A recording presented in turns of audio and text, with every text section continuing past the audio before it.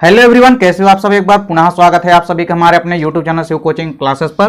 दोस्तों उम्मीद करता हूं कि आप सभी अच्छे होंगे और आपकी पढ़ाई भी बेहतर ढंग से चल रही होगी। दोस्तों आज की इस वीडियो में हम क्लास 12 बायोलॉजी एनसीईआरटी चैप्टर 7 के जो भी इंपॉर्टेंट एमसीक्यू हैं उसको आज की इस वीडियो में बताएंगे। तो आइए सीधे वीडियो को स्टार्ट करते हैं। देखिए पहला क्वेश्चन है दोस्तों, निम्न में से कौन सा महाकल्प पहले आता है। देखिए ऐसा कौन सा महाकल्प है जो सबसे पहले आता है। तो सबसे पहले कौन सा महाकल्प आता है दोस्तों, तो इसका राइट आंसर क्या हो जाएगा। देखिए यहाँ पे चार ऑप्शन दिए गए हैं दोस्तों। पहला ऑप्शन है सीनोजोइक, दूसरा ऑप्शन है मीसोजोइक, थर्ड ऑप्शन है पोलियोजोइक और फोर्थ ऑप्शन है प्रोकैम्बियन। तो देखिए दोस्तों जो पोलियोजोइक काल होता है यह सबसे पहले आने वाला काल है। चलिए इसके बाद नेक्स्ट क्वेश्चन है, निम्न में से किस कल्प में जीवन नहीं था। देखिए ऐसा कौन सा कल्प या काल था जिसमें कि जीवन नहीं था। तो यहां पे राइट आंसर क्या हो जाएगा दोस्तों, एजोइक। तो एजोइक दोस्तों ऐसा काल है, यह कल्प है जिसमें कि जीवन नहीं था। चलिए इसके बाद नेक्स्ट क्वेश्चन है दोस्तों, जीवन उत्पत्ति के समय प्रारंभिक वातावरण में निम्न में से कौन सी गैस स्वतंत्र नहीं थी। देखिए जीवन उत्पत्ति के समय दोस्तों प्रारंभिक वातावरण में ऐसी कौन सी गैस है जो स्वतंत्र अवस्था में नहीं थी। तो यहां पे दोस्तों चार ऑप्शन दिए गए हैं। फर्स्ट ऑप्शन है ऑक्सीजन, सेकंड ऑप्शन है दोस्तों मीथेन, थर्ड ऑप्शन है हाइड्रोजन और फोर्थ ऑप्शन क्या है, अमोनिया। तो देखिए दोस्तों यहां पे राइट आंसर क्या हो जाएगा, ऑक्सीजन। तो ऑक्सीजन ऐसी गैस है दोस्तों जो कि जीवन की उत्पत्ति के समय स्वतंत्र अवस्था में नहीं थी। चलिए नेक्स्ट क्वेश्चन है दोस्तों, कौन जैव विकास का सबसे स्पष्ट प्रमाण देता है। देखिए ऐसा कौन सा चीज है जो कि जैव विकास में सबसे स्पष्ट अधिक प्रमाण देता है। तो देखिए दोस्तों यहाँ पे चार ऑप्शन दिए गए। पहला ऑप्शन है जीवाश्म, दूसरा ऑप्शन है अवशेषीय अंग यानी वेस्टेज ऑर्गन्स, तीसरा है दोस्तों एम्ब्रियो यानी भ्रूण और चौथा है मार्फोलॉजी यानी आकार के। तो देखिए दोस्तों जो जीवाश्म होता है ये प्रारंभिक या हम कह सकते हैं सबसे अच्छे स्पष्ट प्रमाण है। चलिए नेक्स्ट क्वेश्चन है दोस्तों, किस कल्प को स्तनियों एवं एंजियोस्पर्म का युग कहा जाता है। देखिए ऐसा कौन सा कल्प या काल है जिसको स्तनियों यानी मैमल्स एवं एंजियोस्पर्म का युग कहा जाता है यानी अवृत्तवीर्यों का युग कहा जाता है। तो देखिए दोस्तों पहला ऑप्शन क्या है यहाँ पे मीसोजोइक, दूसरा ऑप्शन है सीनोजोइक, थर्ड ऑप्शन है दोस्तों पेलियोजोइक और फोर्थ ऑप्शन है आर्कियोजोइक। तो राइट आंसर क्या हो जाएगा दोस्तों, सीनोजोइक। ऑप्शन नंबर बी दोस्तों क्या हो जाएगा, करेक्ट हो जाएगा। नेक्स्ट क्वेश्चन है, निम्न कोशिकाओं या हम कह सकते हैं दोस्तों किन कोशिकाओं को अमर कोशिकाएं कहा जाता है। तो देखिए दोस्तों आपको बताना है कौन सी कोशिका जिसको हम अमर कोशिकाएं कहते हैं। तो देखिए पहला है जर्म कोशिकाएं, दूसरा है लीवर कोशिकाएं, तीसरा है वृक्क कोशिकाएं और फोर्थ है तंत्रिका कोशिकाएं। तो दोस्तों जो जर्म कोशिकाएं होती है ये अमर कोशिकाएं कहलाती है। क्या कहलाती है दोस्तों, ये अमर कोशिकाएं कहलाती है। नेक्स्ट क्वेश्चन है दोस्तों, प्राकृतिक वर्ण की इकाई है। देखिए प्राकृतिक वर्ण की इकाई क्या होती है, तो इसका राइट आंसर क्या हो जाएगा, एकांकी जीव। तो एकांकी जीव दोस्तों प्राकृतिक वर्ण की इकाई कहलाते हैं। नेक्स्ट क्वेश्चन है, खच्चर किसका उत्पाद है। तो इसका राइट आंसर क्या हो जाएगा, अंतरजातीय संकरण का।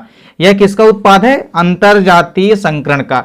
नेक्स्ट क्वेश्चन है, डार्विनावाद किस पर आधारित है। देखिए जो डार्विन का सिद्धांत है उसको हम डार्विनावाद कहते हैं। तो डार्विन का जो सिद्धांत है यानी डार्विनावाद जो है किस पर आधारित है। तो देखिए जो डार्विनावाद सिद्धांत है यह प्राकृतिक वर्ण पर आधारित है।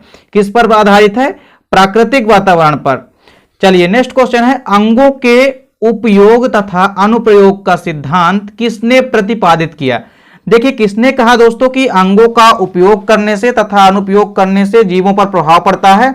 तो यह नियम जो है किसने दिया दोस्तों, लामार्क नामक साइंटिस्ट ने दिया। और लामार्क ने दोस्तों सबसे पहले क्या किया था, बायोलॉजी शब्द का प्रयोग किया था। चलिए नेक्स्ट क्वेश्चन है, जेनेटिक ड्रिफ्ट की अवधारणा किसके द्वारा प्रतिपादित की गई। तो जो जेनेटिक ड्रिफ्ट है इसकी अवधारणा किसके द्वारा प्रतिपादित की गई है, सीवेल राइट के द्वारा। राइट आंसर क्या है दोस्तों इसका, सीवेल राइट। नेक्स्ट क्वेश्चन है, विभिन्न भौगोलिक परिवेश में बढ़ने वाली विभिन्न जातियां कहलाती है। तो देखिए विभिन्न भौगोलिक परिवेश में बढ़ने वाली जो विभिन्न जातियां होती है वो क्या कहलाती है दोस्तों, एलोपेट्रिक कहलाती है। क्या कहलाती है, एलोपेट्रिक कहलाती है।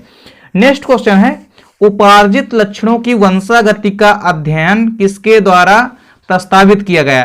तो देखिए जो उपार्जित लक्षणों की वंशागति का सिद्धांत है ये किसके द्वारा प्रस्तावित किया गया, तो ये लामार्क नामक साइंटिस्ट जो हैं इनके द्वारा प्रतिपादित किया गया उपार्जित लक्षणों की वंशागति का सिद्धांत। चलिए नेक्स्ट क्वेश्चन है, जैव विकास के उत्परिवर्तन का सिद्धांत किसने दिया।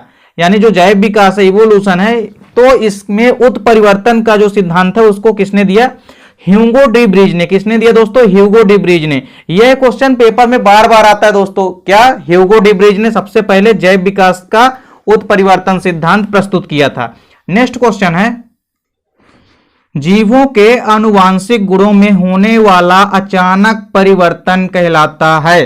तो देखिए, जीवों के आनुवांशिक गुणों में यदि कोई अचानक परिवर्तन होता है तो यह क्या कहलाता है? उत्परिवर्तन या म्यूटेशन कहलाता है। तो राइट आंसर क्या है दोस्तों? उत्परिवर्तन या म्यूटेशन। नेक्स्ट क्वेश्चन है, ब्रह्मांड की छोटी सी इकाई है। तो देखिए, जो पृथ्वी है दोस्तों, ये ब्रह्मांड की एक छोटी सी इकाई है। चलिए नेक्स्ट क्वेश्चन है, डार्विन के जहाज का नाम क्या था? देखिए दोस्तों, डार्विन ने एक जहाज में बैठ के यात्रा की थी जिसका नाम क्या था? बीगल। तो इन्होंने सबसे पहले बीगल नामक जहाज में यात्रा की थी। तो डार्विन की जहाज का नाम क्या था दोस्तों? बीगल। अगला क्वेश्चन है, जीवाश्मिकी का जनक किसे कहा जाता है? तो देखिए दोस्तों, लियोनार्डो दा विंसी, इनको ही क्या कहा जाता है? जीवाश्मिकी का जनक कहा जाता है। किसको दोस्तों? लियोनार्डो दा विंसी, इनको जीवाश्मिकी का जनक कहा जाता है। नेक्स्ट क्वेश्चन है दोस्तों, सबसे पहला प्रागैतिहासिक मानव था। तो सबसे पहले आने वाला प्रागैतिहासिक मानव कौन सा था दोस्तों? तो इसका राइट आंसर है होमोबिलस। कौन सा दोस्तों? होमोबिलिस। तो होमोबिलिस सबसे पहले आने वाला प्रागैतिहासिक मानव थे। नेक्स्ट क्वेश्चन है, फिलॉसफी जूलॉजिक पुस्तक किसके द्वारा लिखी गई? तो देखिए दोस्तों, जो फिलॉसफिक जूलॉजिक है यह पुस्तक किसके द्वारा लिखी गई? तो इसका राइट आंसर क्या है? लैमार्क के द्वारा लिखी गई। किसके द्वारा लिखी गई दोस्तों? लैमार्क नामक साइंटिस्ट हैं, इनके द्वारा लिखी गई। नेक्स्ट क्वेश्चन है, समवृत्ति अंग होते हैं। तो देखिए दोस्तों, जो समवृत्ति अंग होते हैं ये कार्यात्मक रूप से क्या होते हैं? समान होते हैं। तो यदि कार्यात्मक रूप से समान है कोई अंग तो ये क्या कहलाते हैं? समवृत्ति अंग कहलाते हैं। नेक्स्ट क्वेश्चन है, विकास की अब किसी इकाई माना जाता है। तो देखिए, विकास की इकाई किसे माना जाता है? तो समुदाय को। समुदाय को ही अब विकास की इकाई माना जाता है। चलिए नेक्स्ट क्वेश्चन है, सरीसृप तथा पक्षियों के बीच की संयोजक कड़ी किसे कहते हैं? तो देखिए दोस्तों, सरीसृप तथा पक्षियों के बीच की संयोजक कड़ी कौन सा कहलाता है? तो आर्कियोप्टेरिक्स जो है ये सरीसृप एवं पक्षियों के बीच की संयोजक कड़ी कहलाता है। तो इसका राइट आंसर क्या है दोस्तों? आर्कियोप्टेरिक्स। नेक्स्ट क्वेश्चन है, जीवन की उत्पत्ति किस काल में हुई? तो दोस्तों, जीवन की उत्पत्ति किस काल में हुई? तो जीवन की उत्पत्ति पोलियोजाइक महाकाल में हुई थी। क्या हुई थी दोस्तों? पोलियोजाइक काल में हुई थी। किसकी उत्पत्ति? जीवन की उत्पत्ति। संरचना तथा उत्पत्ति में समानता दर्शाने वाले अंग कहलाते हैं। नेक्स्ट क्वेश्चन दोस्तों, समानता दर्शाने वाले अंग कहलाते हैं किसमें? किसमें? संरचना एवं उत्पत्ति में समानता दर्शाने वाले अंग क्या कहलाते हैं? तो संरचना तथा उत्पत्ति में समानता दर्शाने वाले अंग क्या कहलाते हैं दोस्तों? समजात अंग कहलाते हैं या होमोलोगस ऑर्गन्स कहलाते हैं। तो जो अंग संरचना में या और उत्पत्ति में समान होते हैं ऐसे अंगों को हम समजात अंग कहते हैं। नेक्स्ट क्वेश्चन है, घोड़े का प्राचीनतम पूर्वज है। तो देखिए, घोड़े का जो प्राचीनतम पूर्वज है वो क्या है दोस्तों? इयोहिप्पस। इयोहिप्पस जो होता है ये घोड़े का प्राचीनतम पूर्वज है। नेक्स्ट क्वेश्चन है, डायनासोर्स किस काल में विलुप्त हुए? तो देखिए दोस्तों, डायनासोर्स किस काल में विलुप्त हुए? तो क्रेटेरियस काल में। क्रेटेरियस काल में डायनासोर्स दोस्तों लुप्त हो गए थे। चलिए नेक्स्ट क्वेश्चन है, डायनासोर्स अथवा सरीसृप का स्वर्णिम काल किसे कहा जाता है? तो देखिए दोस्तों, जो डायनासोर्स हैं एवं सरीसृप इनका स्वर्णिम काल किसे कहा जाता है? मीसोजोइक काल को। किसको कहा जाता है दोस्तों? मीसोजोइक काल को कहा जाता है। नेक्स्ट क्वेश्चन है, आर्कियोप्टेरिक्स किस काल में पाए जाते थे? तो आर्कियोप्टेरिक्स दोस्तों टाइएसिक काल में पाए जाते थे। किस काल में? टाइएसिक काल में पाए जाते थे। कौन? तो इसमें पाए जाते थे आर्कियोप्टेरिक्स किस काल में पाए जाते थे? टाइएसिक काल में। नेक्स्ट क्वेश्चन है, समान कार्य परंतु विभिन्न उत्पत्ति वाले अंग कहलाते हैं। देखिए, समान कार्य करें लेकिन उत्पत्ति में क्या हो? उत्पत्ति में ये आपस में क्या हो? विभिन्न हो। तो ऐसे अंगों को हम क्या कहते हैं? समवृत्ति अंग कहते हैं। क्या कहते हैं दोस्तों? समवृत्ति अंग कहते हैं। नेक्स्ट क्वेश्चन है, सरल जीवों से क्रमिक परिवर्तन द्वारा जटिल जीवों के विकास की घटना क्या कहलाती है? तो देखिए, सरल जीवों से जब क्रमिक विकास के द्वारा जो जटिल जीव बनते हैं इसके विकास की घटना क्या कहलाती है? तो यही क्या कहलाता है दोस्तों? इवोल्यूशन या जैव विकास कहलाता है। तो क्या कहलाता है दोस्तों? जैव विकास। नेक्स्ट क्वेश्चन है, प्रकाश संश्लेषी जीव की उत्पत्ति के कारण पृथ्वी पर ऑक्सीजन के आगमन की घटना को कहते हैं।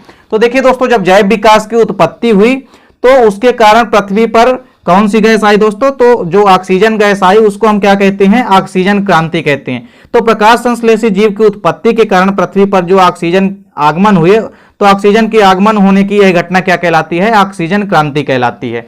नेक्स्ट क्वेश्चन है, ओरिजिन ऑफ स्पीसीज नामक पुस्तक किसने लिखी है? तो देखिए दोस्तों, जो ओरिजिन ऑफ स्पीसीज पुस्तक है इसके लेखक कौन है? Charles Darwin. किसने लिखी है origin of species? Charles Darwin ने ओरिजिन ऑफ स्पीसीज नामक पुस्तक लिखी है। नेक्स्ट क्वेश्चन है किसी जाति के संपूर्ण विकास की घटना को क्या कहते हैं। तो देखिए किसी जाति की संपूर्ण विकास की घटना को क्या कहते हैं दोस्तों, फाइलोजेनी कहते हैं। तो किसी भी जाति के संपूर्ण विकास की ये जो घटना होती है क्या कहलाती है, फाइलोजेनी कहलाती है। नेक्स्ट क्वेश्चन है पृथ्वी पर उत्पन्न होने वाला प्रथम प्रकाश संश्लेषी जीव था। तो देखिए दोस्तों पृथ्वी पर उत्पन्न होने वाले प्रथम प्रकाश संश्लेषी जीव कौन सा था, साइनोबैक्टीरिया, जिसको कि हम नील हरित शैवाल भी कहते हैं या ब्लू ग्रीन एल्गी भी कहते हैं। तो इस प्रकार दोस्तों यहाँ पे हमने चैप्टर 7 के जितने भी इंपॉर्टेंट वस्तुनिष्ठ एमसीक्यूज है उसको आपको इस वीडियो में प्रोवाइड करा दिया। तो उम्मीद करता हूं दोस्तों वीडियो पसंद आई होगी। दोस्तों वीडियो अच्छी लगे तो लाइक और कमेंट कीजिएगा, साथ ही साथ दोस्तों के बीच शेयर कीजिएगा। मिलते हैं दोस्तों नेक्स्ट वीडियो में, तब तक के लिए जय हिंद, वंदे मातरम।